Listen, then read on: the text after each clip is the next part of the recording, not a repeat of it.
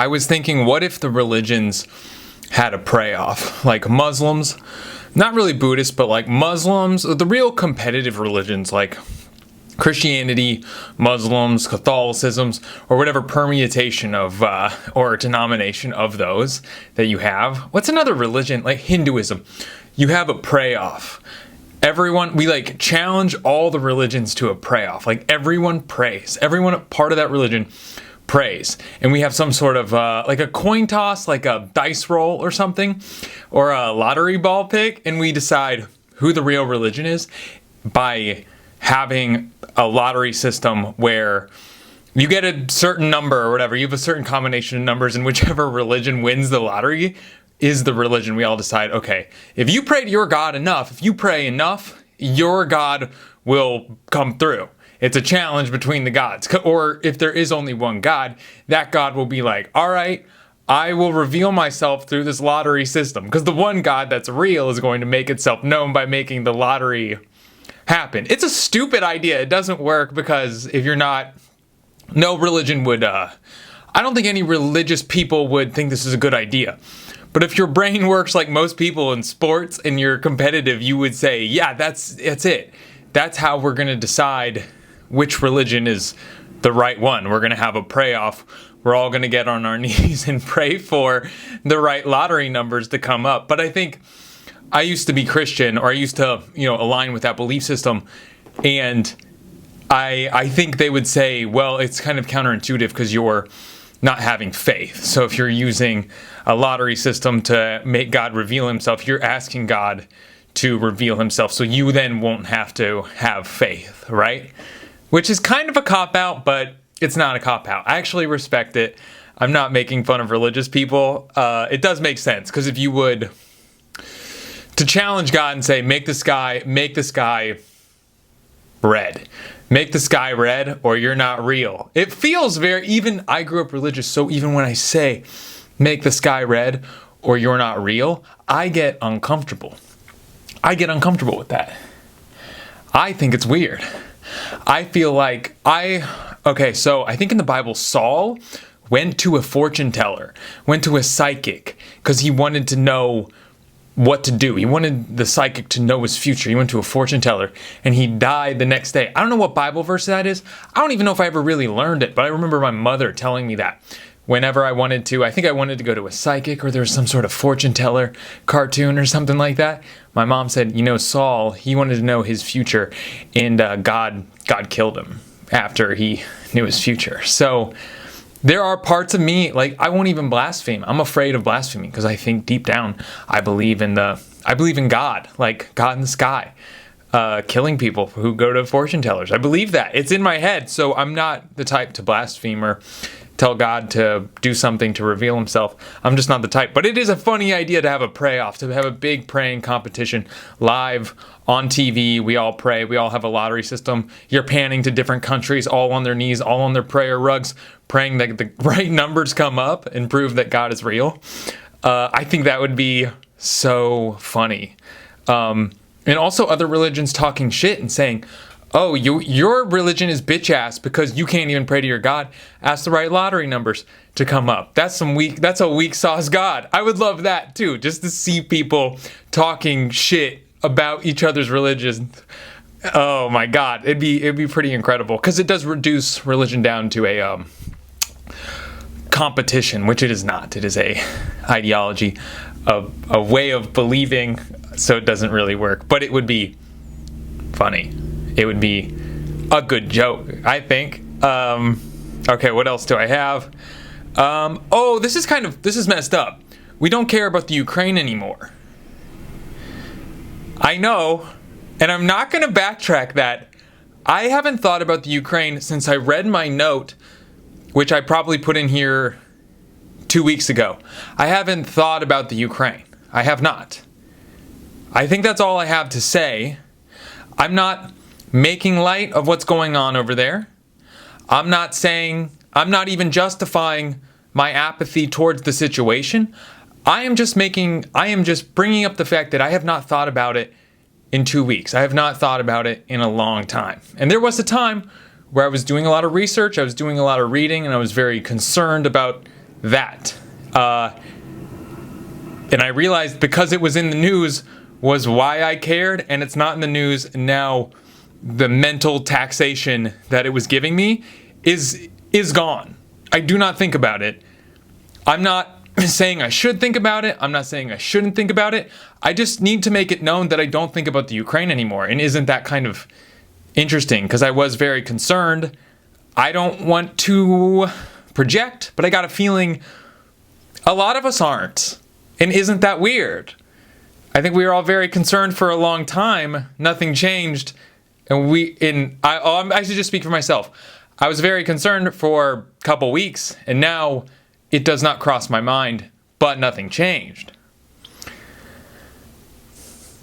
I'm still dealing, I think about that a lot. I think the news kind of tells you what to be concerned about, and I don't want to go into this because I don't want to get political. I just think it's interesting that we look at the news and it's almost a form of entertainment because it's someone showing you information and then saying, what's your opinion? Voice your opinion, have conversations about it, attach your ego to the way you feel about the situation and what you know. That being said, I wanted to talk about the Brittany Griner situation, which I've done a lot of research on, and I actually am pretty well informed about. I actually do know a lot about it. And so having this knowledge, what I wanted to do is I wanted to put on Facebook, I was like, I'm going to ask people what their opinion on the Brittany Griner situation is. Because I know a lot, so it'll be great to get other people's takes. And also see what they know. And that was very interesting to me because I put it out there, and there were a lot of takes. There were no arguments. People were very civil in the comments, even though I think people did have differences of opinions, but the way they read the thread, they thought they were all on the same side. I could be wrong about that. I don't know. But I will say this, the people that were most passionate, the most vehement about their opinions were the least informed. That, from what I observed, knew the least amount about the situation or had the most, what I consider, from research I gave, misinformation. And I thought that was really interesting. So I think the news isn't the news. And I think it's impossible to have the news. All you could really have if you had news were just information. There would be no adjectives in the news. You wouldn't be describing a situation with adjectives to liven up the situation. You would just describe, in Aleppo, there were 53 casualties today from civilians, 200, guerrilla warfare, what am I trying to say? White hats, the guys that are, defending Syria, 20 casualties. You would just say this information, according to XYZ. Or, they have even saying the rebels have a stronghold or something like that would even be too much because you're saying they have a stronghold. Well, what's to define a stronghold? It's so hard to do the news because the news, you really have to tell a story. You have news stories, so you're telling people a story because if you just hand them information and you don't give them any context, you don't give them any sort of emotional attachment to the story, it's hard to read and it's hard to make sense of because all you get is facts. You need to put a little bit of context around it. You need to make it into a story, not only to entertain me, but to make me attach to it and retain the information. So it's kind of strange, isn't it? It's kind of weird we have these news stories and they're not really there to let you know necessarily what's going on somewhere else, but they're really there to give you something to talk about with other people. I just thought that was, it's interesting to me. The more I watch the news, the more I will take one story and I will try to do research on it, and research being just looking at different sources. I remember I looked into the Bill Gates scandal, it's not even the right word, but Bill Gates tested HPV vaccinations in India. That was back when COVID was crazy and people were saying Bill Gates was trying to start the New World Order. And I was like, I'm going to look into this. And I looked into it and it wasn't true, in my opinion. From what I read a lot of information and I thought a lot of it was blown up in a way to make it seem like he was poisoning these Indian women with, poorly tested vaccinations for HPV. And from what I read from a couple different sources, I believe that's completely untrue. And it kind of sucks. Even though that is an interesting story to believe Bill Gates is trying to start a new world order, that's fascinating, right? It's just not true. And that's what sucks. And I think people will latch onto that with conspiracy theories a lot because it's exciting. And they may be true. There are a lot of conspiracy theories that I'm sure are true, but they are all exciting. A lot of them are not true, but all of them are exciting. The fact that there might be some sort of truth that is out there and is not understood and is not recognized is fascinating to anyone. So the news is bizarre. So when you watch the news, just take it as like a very small, very like you're shining a flashlight into a cave, but it's your iPhone flashlight, right? It's not a spotlight. It's not going to illuminate the whole cave, but it's someone with their own iPhone flashlight showing you a very specific part of the cave. That's how I feel. I might be wrong, but this is what I think, and I'm willing to accept that it's not right. It's actually completely wrong. It makes no sense, and I'm just full of my own ego and attaching that to whatever this is that I'm talking about. That could be, but that is true to me. That's how I feel about that. I want to get, extended beanie. I think I had the idea if you had like, how long could a beanie be? Because I saw this extendo flat bill. This extendo dad hat with the bill was just like crazy long, and I thought it was so funny. I thought about if we had an extendo beanie, like how long could a beanie be off the back of your head? And it still look like a beanie and be funny. Because obviously the longer the beanie, the more difficult it is, the more weight you have, the more it's going to want to fall off your head. But I would buy a beanie that was like an extendo 3 feet beanie. I think that'd be hilarious. It would also, I think that would be great. Also Gen Z, Zoomers are very funny. I'm on TikTok a lot, and I have to say, Gen Z is very funny. They're also very funny at picking on millennials. Sometimes I'll watch them pick on millennials, and I'm like, wow, it's kind of when you watch a video and it says, white people love doing this. I just thought everyone liked doing this. White people always be saying this. I just thought everyone be saying that. I didn't get it. It was something like, white people like getting in line, and when the line forms behind them saying, good thing we got here when we did. I was like, I just thought that was something we all did and said. But millennials or Gen Z, they can roast millennials really well. We're all very basic. We all kind of rely on the same jokes and formulas for especially making content and making TikToks. We're all hacks. We're all terrible. And Gen Z is really funny. Zoomers are really funny. I have no problems. Like, I am a millennial. I kind of identify as a millennial. It's part of my identity. And I don't care. It's fine. That's who I am. And those are my Gen Z or Zoom. God damn. Millennials are my people. But yeah, Zoomers are pretty funny. And they're also better at stuff than us. Watching Zoomers play guitar, I've watched so many kids on TikTok just shred. I've watched them edit videos. I've watched them produce music. There's a kid that's like 18 producing music that I just love his music and I connect with. Even the lyrics, I'm like, I can't believe you have the emotional intelligence to come up with something like this. I'm so impressed by Zoomers. I cannot believe it. God bless Zoomers. God bless everyone, but Zoomers, I'm very impressed by you. I think you got it. I think you got the juice. Keep doing what you're doing. Keep roasting millennials because it's really funny. All that to be said, I think I'm gonna make an extendo beanie. How many people would buy it? Could I get rich? Could I quit my job? Let me know. Kids in first class. Oh, someone already did this one. I don't want to go into that, but I thought that was like definitely interesting. Weed people are now the ayahuasca people. So remember all those people that attached their identity to weed, had the weed socks?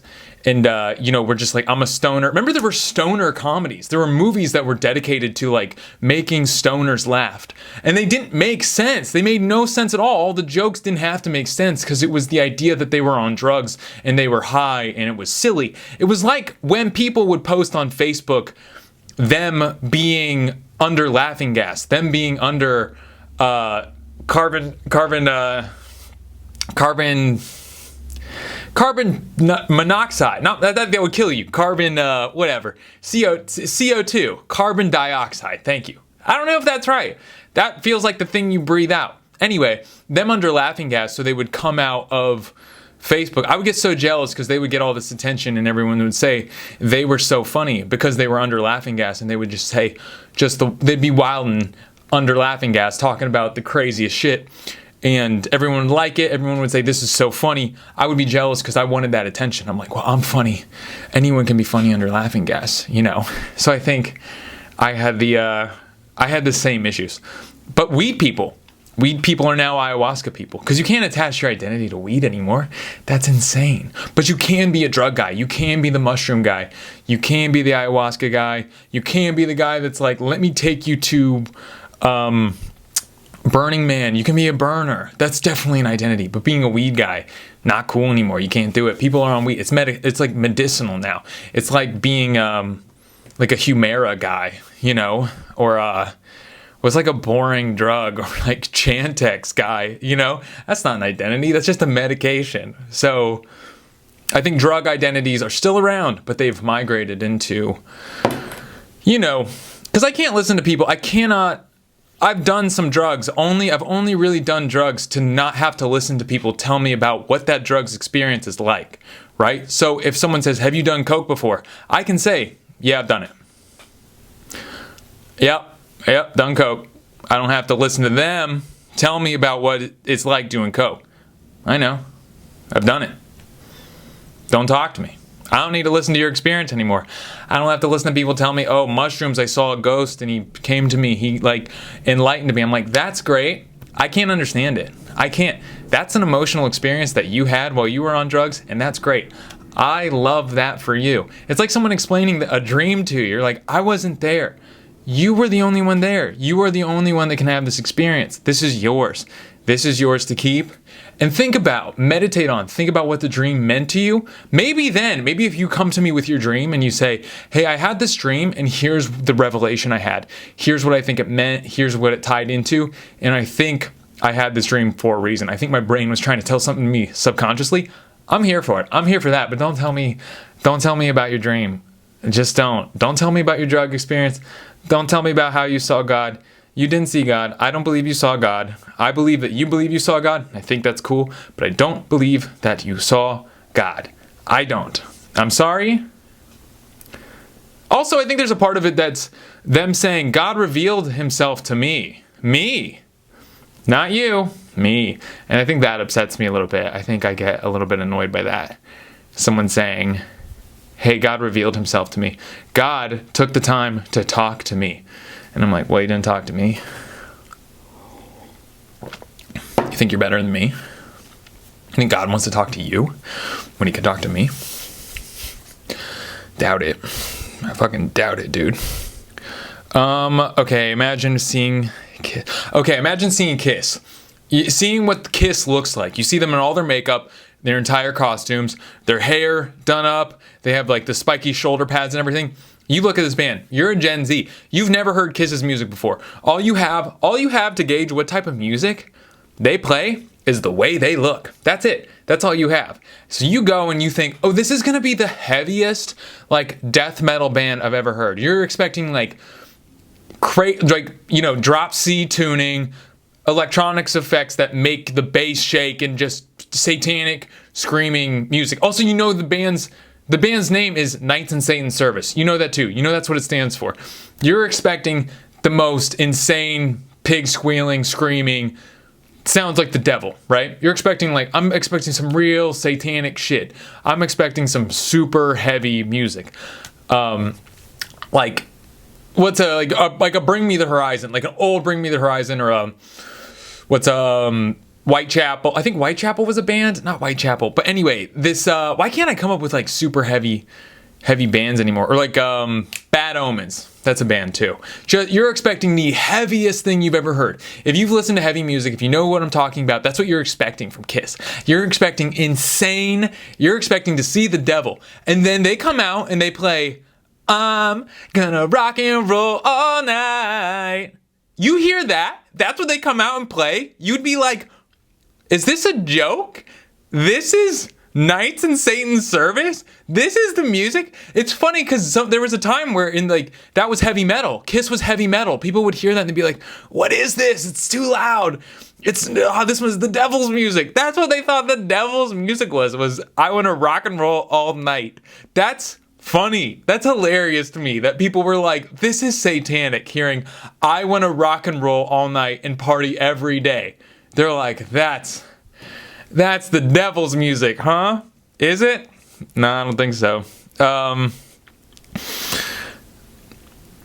Oh my gosh. Okay, so the dodo. I think the dodo is like the most universally, the lowest common denominator in entertainment. It's like cute animals, because it's interesting now we have all these resources to watch video content, and the most popular videos are videos of nature, which is kind of ironic, right? We have all this electronics, and technology gives us the ability to observe things that have always been there and never needed technology. But the dodo has now started. I think I'm a sucker for like a really fucked up looking dog and watching it get nursed back to health and grow to love its owner.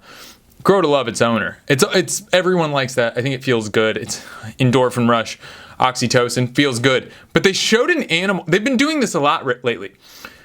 They'll show an animal that's like beyond repair in terms of making that animal not look sad and not, because the animal's transformation is so overwhelming and so compelling because it ends up looking like a dog that looks like anyone else's dog. But they've been doing ones where like the eyes are messed up, like it has really bad eyes, it has scarring, and it almost looks like a dead animal. And I started watching it and I was like, oh, I really want to see how they glow up this dog.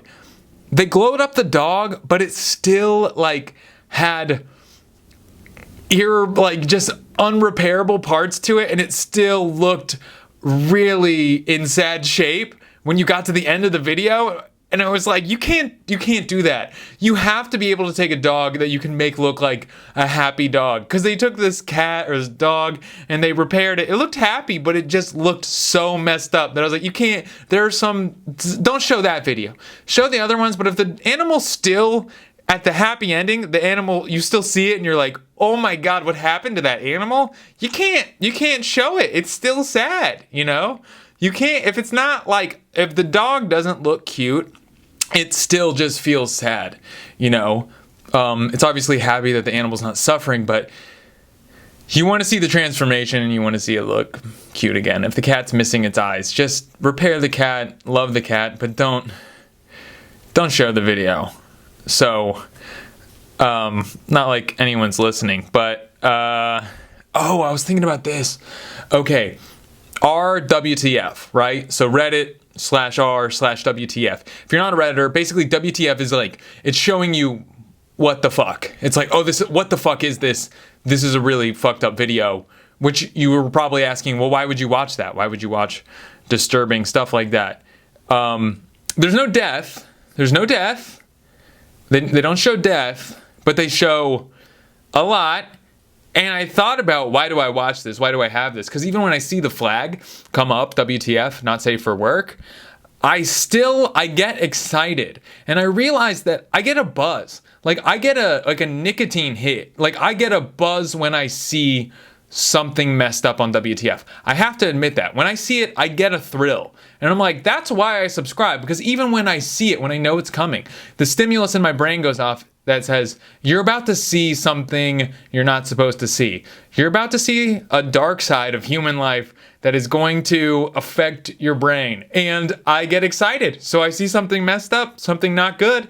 And I'm admitting this. This is the truth. I don't feel good. I am not proud of this.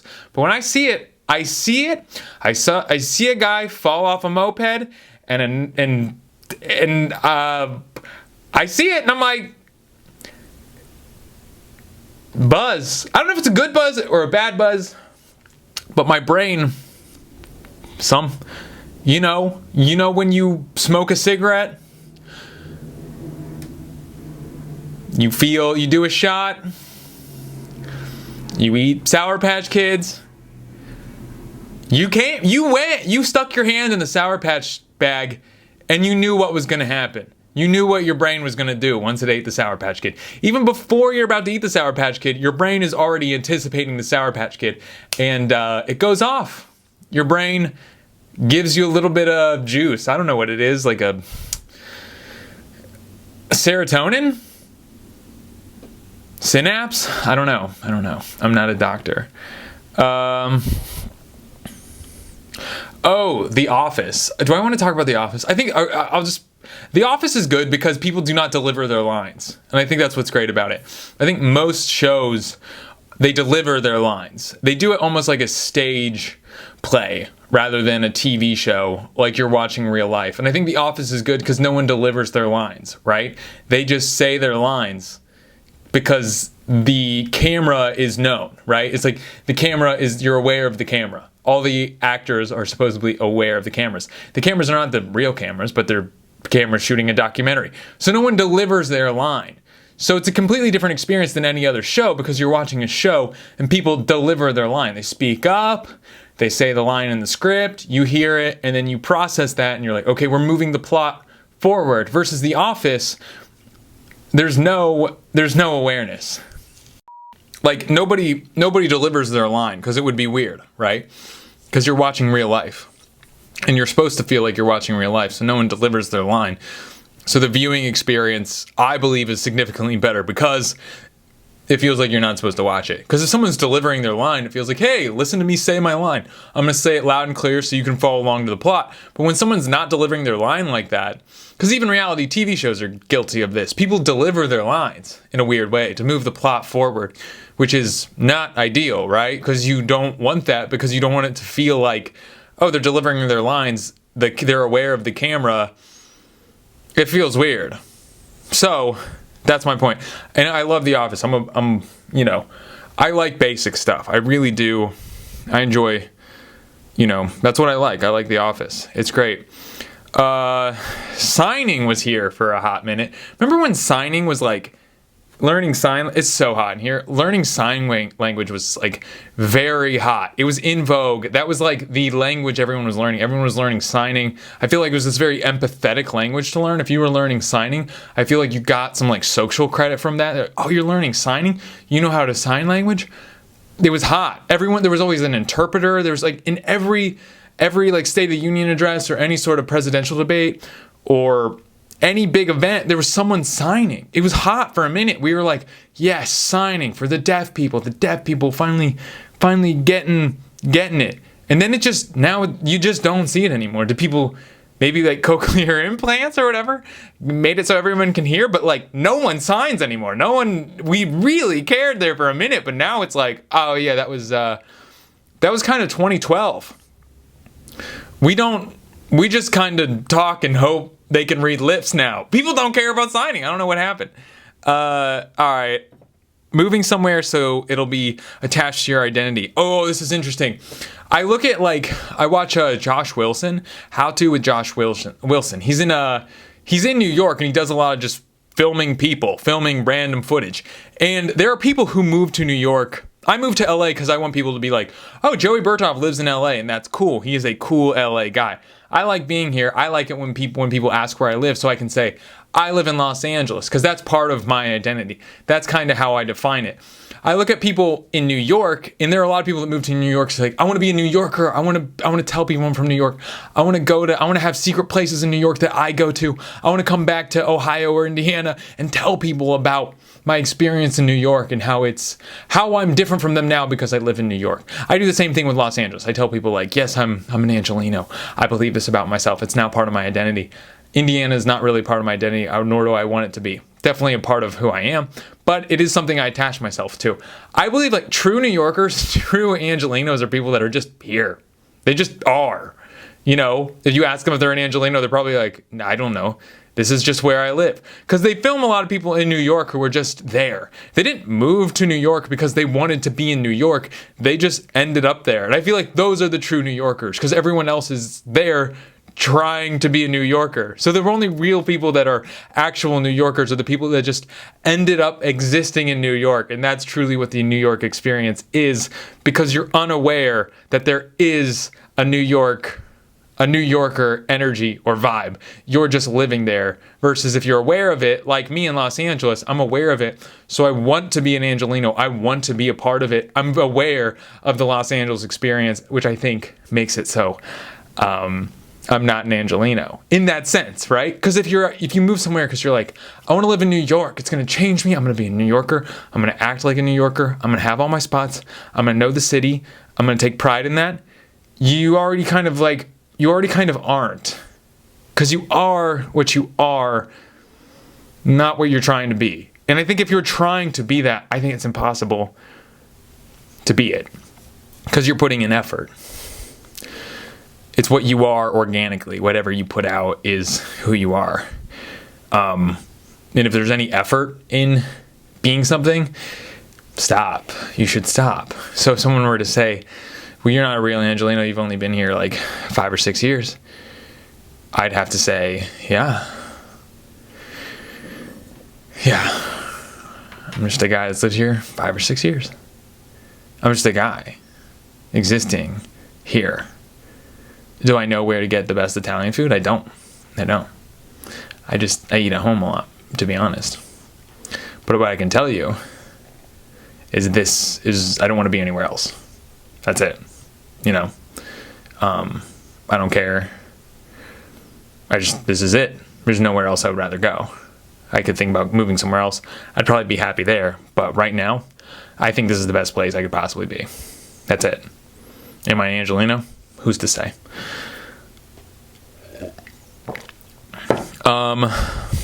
Fear of social anxiety is interesting. Like, what are you afraid of when you have social anxiety? What is the worst case scenario? I was thinking about that, and I think a lot of people, they think they're going to like ruin someone's good time. If you really get down to it, they think they're going to ruin a party. And I've been thinking about that. I'm like, you're never going to ruin a party. I could never ruin a party. If I felt like I went somewhere and I was ruining the party, I would say I'm sorry and leave. I think a lot of people, because I've had social anxiety too, and I think that was mainly the reason. I thought I would go somewhere, maybe I would feel out of place. But now I feel like I have the confidence to really try to talk to people, to invest in people, listen to them, kind of exchange ideas. I like people a lot, but if I went somewhere and I felt like people weren't enjoying my company, they weren't enjoying my vibe, or I said something offensive, all I would have to do is say, hey, you know what, I'm sorry, and I think I should leave. You're not going to ruin the party. If you're a good person, I believe I'm a good person. I don't think I can ruin any party. But if people were just really not vibing with my energy, I wouldn't take it personally. I'd just say, hey, it seems vibe's off for me. The vibe is off for me at this party. I think I'm going to take off because I think that'd be best for everyone. Like, what are you afraid of social anxiety for? You might hurt people's feelings, but just say you're sorry, right?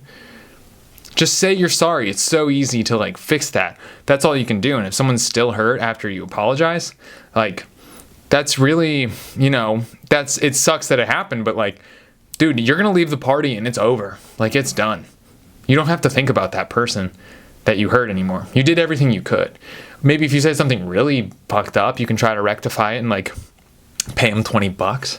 I don't know. Do that. Maybe that'll make whatever you got to do to make you feel all right about that. But like, trust yourself that you're a good person. I think anyone watching this video is a good person. It's getting too hot. I want to do a movie. I have this movie idea. It's like It's a Wonderful Life, but it's two people, two friends. One of them is like very happy and content with the way their life has gone. Maybe their life isn't even going particularly great in the eyes of like the community they're in or their society. And one is just constantly kind of like thinking about what could have been, the life they could have had if things had gone differently. That's kind of all they think about. And they're kind of miserable just because that's all they think about. They think, what if this would have happened? What if this would have happened? My life would have been better, right? So they come across Clarence, right? The two of them. Clarence from It's a Wonderful Life. It's an angel that shows what life would be like if George Bailey never existed. Because that's kind of what George is going to kill himself. Because he's like, the world would be better without me. Clarence shows them that is not the case. Life would suck without him. So it'd be interesting if kind of this ghost of Christmas past goes back and they go through both these guys' lives. And they go into different permutations of what their life could have been had things gone differently, right? And the guy, where he thinks, oh, I would be happy if my life had gone differently at every possible turn, they go through his entire life and he's discontent in every possible direction they go in his life. Every possible scenario, any possible dimension they go into, he's always discontent about what could have happened in his life. Versus the other guy who's just generally positive and happy about his existence sees his life, and sometimes it's good, sometimes it's bad, sometimes it's better, sometimes it's worse, and all he sees when he sees that is he's just interested. He looks at himself in whatever he's doing, in whatever circumstances, and rather than looking at it, is this good? Is this bad? Am I better? Am I worse? Is this an existence I'd rather have? He just looks at himself and he has compassion and he sees himself and says, wow, that's interesting. That is an interesting life. Look at this guy. Look how he's living. Oh, he's a welder. I would have never thought I could be a welder. Look, he seems to be really enjoying welding and he's interested. He wants to see how he's doing it. Maybe he's a baker, Maybe he ends up in prison and he's just like, oh, wow, this is such an interesting, obviously difficult way to live your life, but I'm interested in it. Look at his existence. Look at his existence in this prison. It's fascinating to him. I think it'd be really interesting. So the one guy learns that, hey, the way I choose to see my life as a failure is entirely in my own head, versus the other guy who chooses to see his life and be interested and engaged in whatever he's doing, realizes that regardless of whatever happened in his life, his disposition is always going to be good because he's always smiling and taking what's presented in his life and saying, how interesting is this? What a cool experience. I think that'd be a really interesting movie. Oh, also college. College is a status symbol. I realized this. Did you go to college, or what college did you go to? It's a status symbol, and it's different if you went to college way later in life. Because there's a movie, it's called Miss America. It's Noah Baumbach, but someone asks Greta Gerwig, oh, did you go to, what college did you go to? And she says, oh, I didn't go to college. I didn't go. And the woman says back to her, that's not a permanent state. You can always go. I didn't go to college. It's I haven't gone to college. And I thought about that. I'm yeah, you're right. But college I think kids are still going to college, even though it's lemmings going over a cliff and getting in tons of debt and not getting jobs. And I think the reason it's because it's a status symbol. Going to college after high school is a status symbol to parents. So I think they want their kids to go because they want to tell other parents oh, he's going here, he's going there. They want to say that it's a status thing. So if you go to college as a 30-year-old, your parents aren't going to say, oh yeah, I'm oh, where did you go? They're not expecting the answer where's he going to school? They're expecting what does he do with his life? And if you say he's going to college, people are going to look down on that because he's old and going to college. So I think college is definitely, I think the reason it's still around is because obviously some degrees you need to have you have to have a degree to get. Some jobs you have to have a really good degree to get it. But I think primarily it's there as just an old school status symbol for people. For both the kids and the parents. So that's how I feel. That's a fucking hot take. That is, yeah. I'm proud of that one. I probably shouldn't be. It's probably the stupidest thing anyone's ever heard, but that felt good. It felt good. All right, I haven't done this in forever. Let's see if I even do anything with this. All right, goodbye.